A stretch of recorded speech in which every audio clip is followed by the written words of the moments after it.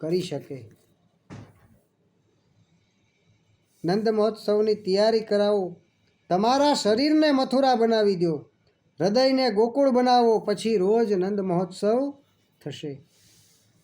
નંદ એ જીવ છે અને આ શરીરને મથુરા બનાવશો અને હૃદયમાં બાલકૃષ્ણને જો પધરાવશો તો તમારા મનમાં ક્યારેય આસક્તિ રહેશે નહીં.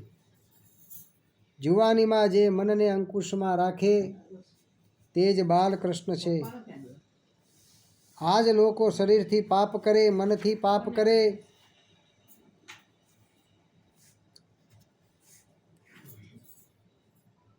નંદ મહોત્સવ સવારે 4 વાગે થવાનો હતો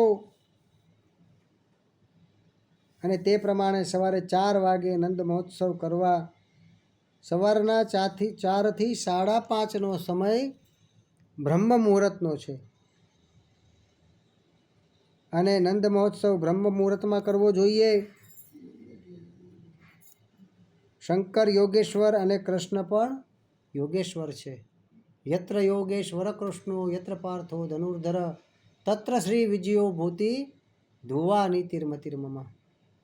જ્યાં ભગવાન શ્રી કૃષ્ણ યોગેશ્વર છે ત્યાં સદાય મનુષ્યનો વિજય થાય છે.